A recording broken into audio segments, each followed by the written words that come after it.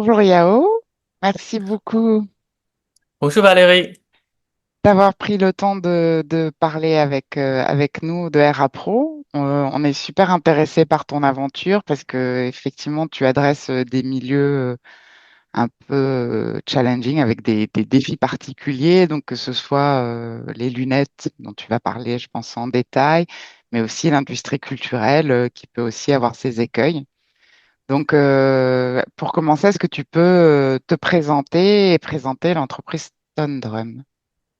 Bien sûr, je m'appelle Yao Lu, donc je suis cofondateur et président de la société Stone Drum. On est une start-up en France qui travaille sur la partie réalité augmentée dans le secteur culturel. L'entreprise est une très jeune entreprise start-up qui spécialise vraiment dans le développement de contenus et applications en utilisant les technologies réalité augmentée. Si je peux commencer un peu par mon parcours, ça va permettre de comprendre un peu pourquoi je suis dans ce domaine. J'avais commencé ma carrière toujours dans la technologie. Au début, c'est dans le domaine de télécommunications. Et après, j'ai commencé à travailler aussi chez Orange, donc l'opérateur qui à l'époque, qui voulait vraiment essayer plein de choses, plein de technologies, y compris la réalité augmentée et la réalité virtuelle à l'époque. Mais c'était il y a plusieurs années où on voyait décoller tout d'abord la VR qui nous a permis vraiment de avoir des idées dans des applications immersives, de voir comment ça donne une application en 3D, des contenus en 3D qui illustrent le monde réel ou de manière virtuelle. Donc moi j'ai été vraiment passionné par la VR. Donc après Orange, j'ai travaillé aussi chez HTC, donc la société qui fabrique les casques VR. Donc j'étais en charge de la partie investissement aux startups dans le domaine de AR/VR. C'est là où j'ai vraiment développé les connaissances dans ce domaine de manière assez approfondie et aussi d'avoir l'occasion de me convaincre que Hmm, la réalité augmentée et la réalité virtuelle pourraient être quelque chose de vraiment utile dans le futur. d'accord, passionnant. Un parcours assez complet, effectivement. Et donc, du coup, c'est intéressant que tu sois intéressé à la réalité augmentée, parce Oui. que du coup, en termes d'usage et de secteur, de cas d'usage et de secteur, vous êtes focalisé sur quelle zone actuellement? Oui, chez Stone Drum, on est plutôt focalisé sur le secteur culturel, c'est-à-dire les musées et des expositions. C'est vrai qu'avec la VR et la AR, on a beaucoup d'imagination. On a voulu que ça marche tout de suite pour créer des scénarios, des expériences et des mondes qui nous attirent.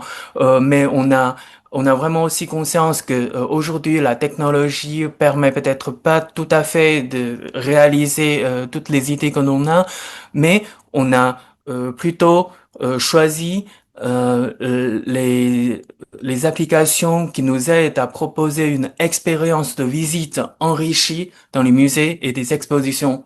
Donc aujourd'hui, Stone travaille plutôt pour la partie de guide au musée et aux expositions avec des guides réalité augmentée sur les paires de lunettes et réalité augmentée ou des lunettes intelligentes pour permettre une expérience enrichie et aussi en permettant des fonctionnalités comme la traduction multilingue et une sorte de guide enrichi dans des lieux culturels. Très bien. Et alors, du coup, quel type de lunettes vous voulez utiliser ou vous utilisez actuellement? En fait, nous avons presque testé tous les types de lunettes réalité augmentée. Donc, on a commencé avec aussi les casques VR, en passant par des lunettes réalité augmentée en Bird Path, qui étaient un peu plus gros, qui étaient avec des fils, etc.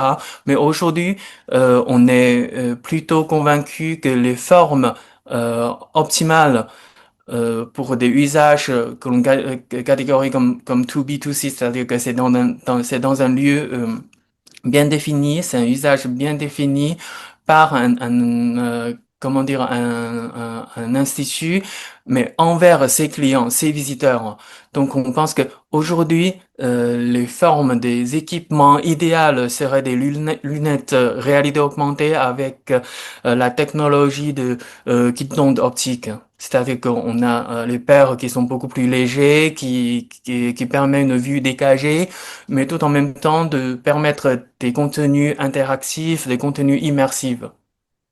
D'accord. Donc, au vu des lunettes qui arrivent sur le marché aujourd'hui, on y arrive. Est-ce que vous envisagez aussi de peut-être développer vos propres lunettes ou c'est pas un sujet qui vous préoccupe? Si, parce que aujourd'hui, même si on voit sur le marché, je pense qu'il y a au moins une dizaine de marques bien établies et derrière, il y a beaucoup de compagnies qui y investissent. Donc, on voit cette année comme une sorte d'explosion des lunettes. Mais après avoir testé tous ces équipements sur le marché, on a toujours constaté qu'il y a peut-être quelque chose, quelques détails à changer, à reconfigurer. Aujourd'hui, on travaille avec les marques principales sur le marché. Donc, vous connaissez bien les marques réalité augmentée, lunettes intelligentes, etc. Mais il a aussi le souci d'avoir comment dire, un écosystème pour les développeurs. Parce que nous développons les contenus, donc on va devoir les mettre sur les lunettes, mais ce n'est pas le cas d'avoir un accès facile chez chaque constructeur. D'accord. C'est pour ça qu'on a toujours cette demande de notre client ou de notre client potentiel qui dit que peut-être avec ces lunettes-là, il faut peut-être changer ci, changer là. Ça nous vient aussi à l'idée de faire personnaliser notre propre lunette réalité augmentée. Donc c'est-à-dire qu'on est un peu on est un peu au milieu d'un pur fabricant de lunettes et un pur développeur, hein. C'est-à-dire qu'on choisit les équipements qui sont sur le marché. On vient voir les meilleurs selon notre critère, d'essayer de coopérer, de personnaliser, d'avoir des lunettes qui répondent à nos propres besoins. Mais c'est un processus en cours, donc on n'a pas encore notre propre lunette avec la marque Stone Drum, mais ça va être dans le futur. Très bien. Félicitations, courageux. C'est très encourageant. Euh, du coup, bah, là, je reviens d'un salon où effectivement, il parlait beaucoup aussi d'air et d'AI. Est-ce que l'intelligence artificielle est quelque chose qui vous aide chez Stone Drum pour avancer plus vite ou... Oui, oui, tout à fait. En fait, on ne peut pas rater la tendance. C'est vraiment, c'est vraiment la grande tendance d'utiliser l'IA dans beaucoup d'applications, y compris dans le domaine de réalité augmentée, réalité virtuelle, pour le secteur culture énormément aussi. Et nous avons constaté plutôt que quand on faisait au début des musées, des contenus pour les musées, on devait faire des affichages, des contenus 3D. En fait, c'est par l'humain, donc c'est par nos développeurs. Donc on doit faire un par un des usages par exemple pour les œuvres d'art, on doit faire des contenus une par une. Donc ça prenait énormément de temps pour nous et aussi pour nos clients de devoir faire tout ça, de devoir sortir les archives, les informations et les reconvertir en format informatique et puis faire toute la production en AR, en réalité augmentée. Et donc, comme l'intelligence artificielle a beaucoup évolué, énormément dans ces derniers temps. Donc, on a vu la capacité de l'IA de pouvoir traiter non seulement les textes et de la voix, mais aussi des images, des vidéos et même l'intelligence artificielle essaye à toucher les modèles 3D, la Mm. création en 3D, parce qu'il comprend de plus en plus le monde physique et pourrait éventuellement aider les développeurs 3D à faire des choses. Donc pour nous, ce n'est pas seulement développement en 3D, mais c'est tout un tas de travail de numériser les contenus dans la réalité virtuelle et réalité augmentée qui pourrait être aidé par IA. D'accord. Donc des solutions plus rapide pour les clients probablement Oui, et peut-être un peu moins cher à terme aussi, contrairement aux outils actuels. oui. Oui, mais aussi ça représente un bénéfice pour les visiteurs, les utilisateurs finaux aussi, parce que pour eux, par exemple, dans notre solution, une sorte d'expérience de guide dans le musée, les visiteurs souvent ont envie de poser plein de questions. C'est tout comme si on suivait un guide humain, donc on a envie de toujours découvrir, de poser plus de questions. Et cette partie-là pourrait aussi être faite par IA, de pouvoir proposer des réponses personnalisées selon les besoins, selon les curiosités des visiteurs. Donc c'est pas comme un simple une simple réception de l'information, mais on est là pour aussi interagir, pour être plus engagé dans l'expérience grâce à l'IA. Voilà, ouais, super intéressant. Du coup, on a des outils de plus en plus enrichis, comme tu disais, mais qui bénéficient à la fois les clients et à la fois les utilisateurs finaux. Donc, ouais, Oui. c'est une belle avancée. Euh, je vais revenir en fait sur la partie. Alors déjà, dans un premier temps, la partie sur votre offre de service, euh, sur la démarche et sur le type d'application. Est-ce que tu peux donner un petit exemple concret pour que les gens qui voient cette interview comprennent exactement de quoi on parle? Mm. D'accord. Donc, nous proposons au musée, par exemple, une solution intégrée, c'est-à-dire que tout d'abord, c'est une prestation de la conception de systèmes de guide en réalité augmentée. C'est-à-dire on va fournir notre expertise pour parler aux clients, pour comprendre leurs besoins et leur propose une solution avec les équipements qu'il faut et aussi le contenu à développer et surtout la méthode de mise en place d'un tel système. Par exemple, aujourd'hui dans notre solution, nous avons des lunettes réalité augmentée avec le contenu qui sont déjà embarqués. Donc, on, on propose à notre client au musée de les mettre en location. Donc, quand les clients arrivent, ils peuvent prendre des lunettes de réalité augmentée sur lesquelles ils trouvent une sorte de guide pour orienter selon un parcours. Et après, avec cette solution-là, on propose à la fois les équipements et le développement de contenu AR. D'accord. Et donc, du coup, qu'est-ce que tu dirais, quelles sont les forces de Stomdrum aujourd'hui par rapport à l'offre de marché? Aujourd'hui, on voit pas mal d'offres des lunettes. C'est-à-dire que les marques qui sont aujourd'hui principalement attirées par un marché grand public ou un marché potentiel grand public. Donc, les équipementiers proposent les lunettes, mais sans aller plus loin pour voir les clients, entreprises ou institutions. Donc, la force de Sonjam, c'est vraiment cette connaissance verticale et cette approche client qui est beaucoup plus raffinée et proche au client pour proposer cette innovation. Parce que je dis innovation, c'est vraiment encore un domaine émergent, c'est-à-dire on doit non seulement développer notre produit, mais aussi de essayer à, si je peux utiliser le mot, peut-être pas éduquer, mais familiariser notre client avec ce genre d'équipement, ce genre d'installation, pour leur permettre mieux à attirer des visiteurs. D'accord. Et aussi notre expérience dans le métier, ça compte aussi parce que nous avons vraiment les connaissances sur le développement au contenu 3D, au contenu VR, VR, AR. Et aussi nous avons une très bonne relation avec des industries, des fabricants de lunettes. Oui, ça peut compter aussi. Du coup, ça Oui, ça permet nous d'avoir aide un beaucoup. portfolio, Oui, pas oui, un choix de oui. lunettes, mais plusieurs. Mm. Oui, et aussi toujours rester en amont de cette évolution technologique. Ouais. qui est clé pour l'offre de solutions que vous proposez, évidemment. Mais alors, Oui. du coup, tu dirais qu'aujourd'hui, quelles sont les plus grandes barrières à l'entrée? Qu'est-ce qui fait que tous les musées n'ont pas aujourd'hui des solutions de réalité augmentée dans leur offre?